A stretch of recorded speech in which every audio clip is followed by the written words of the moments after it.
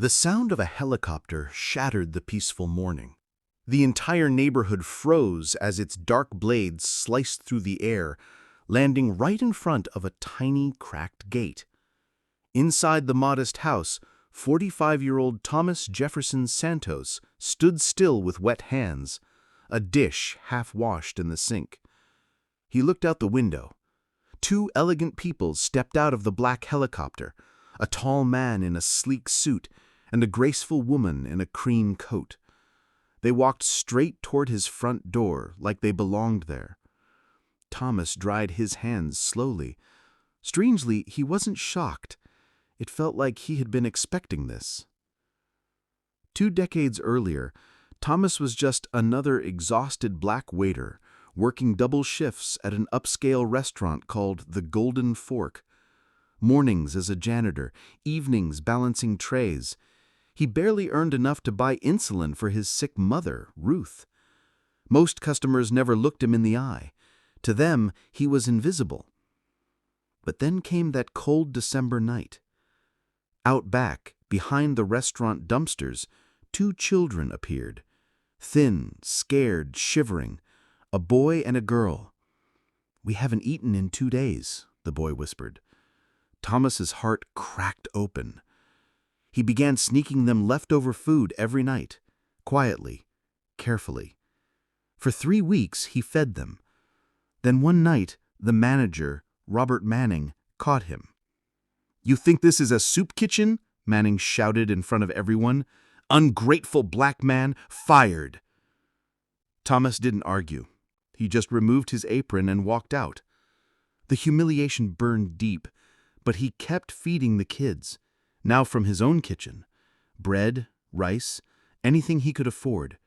Until one day, the kids disappeared, gone, taken by social services. No goodbye, no clue where. That night, Thomas sat on the floor next to his mother and cried for the first time in years. Now, 20 years later, those 2 children stood in front of him. No longer kids, grown, confident, powerful. They smiled. "Thomas," the man said, "we've been looking for you." The woman added softly, "We never forgot." Inside, memories came crashing in like a wave. See, after Thomas lost his job, things got worse. Manning spread lies around town, told other business owners that Thomas was stealing food. Be careful, those people always play victim. Thomas was blacklisted. Nobody would hire him in any restaurant again. But no one knew the truth. He had a business degree, top of his class. He had chosen waiting tables so he could care for his sick mother. Now he found himself sweeping streets, washing cars, cleaning buildings at night just to survive. And still, even in his darkest moments, he remembered those 2 little faces, Eli and Nina. That memory kept him alive. While the world laughed at the failed waiter, Thomas was taking notes, literally.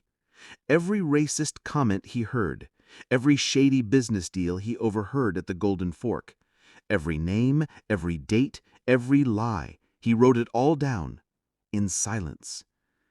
After the kids vanished, he tried to find them, called every shelter, begged social workers, but he wasn't family. He had no rights. Something broke inside him. He didn't want revenge. He wanted justice. When his mother passed away, she whispered, "Build something, my son. Don't waste your pain." And that's exactly what he did. Years later, while wiping down glass walls in an office building, he realized he was cleaning the accounting firm of Robert Manning, the same man who destroyed him. This time, Thomas didn't walk away. He collected evidence, photos of shady transactions, spreadsheets, overheard calls, even voice recordings. It was risky, but every time fear crept in, he thought of his mother's words. Then he met Dr. Marcus Chun, a tax lawyer who had once studied with Ruth. Chun saw Thomas's notes and said, "You've built a case stronger than anything I have ever seen." Together, they launched a quiet legal storm. One day, the IRS showed up at Manning's company. 2 days later, the newspapers. 3 days later, his investors pulled out. Within weeks, Manning's empire fell apart. TV headlines screamed, "Food empire built on racism and fraud." But no one knew who had exposed it, except Manning. One afternoon, Manning, now pale and sweating, received a call. "Who is this?" he asked. "This is Thomas Santos. Remember the black waiter who got fired for feeding 2 hungry kids?" Silence. Long, bitter silence. "What do you want?" Manning asked, broken. Thomas chuckled quietly. "I don't want anything. You already gave me everything I needed. Motivation." "I'll pay you," Manning begged. "Name your price." "You still don't get it. You destroyed yourself. I just made sure the world saw it." 6 months later, Thomas stood by the glass window of his new penthouse office. He was now the co-founder of a booming auditing firm, known for uncovering corporate discrimination. He gave talks at universities. The same students who once served at Manning's restaurants now took notes from him. As he looked out at the city that once rejected him, a quiet smile crept across his face. He never needed to destroy his enemies. He just needed to build something they never imagined possible. And that's the story. Sometimes the world treats quiet people like they're weak, but it's in silence that the strongest storms gather. Thomas didn't take revenge with hate. He used truth, strategy, and patience. And maybe that's the most powerful revenge of all. If this story touched something in you, don't forget to share it, because somewhere out there, someone like Thomas needs to hear that being underestimated is just the beginning.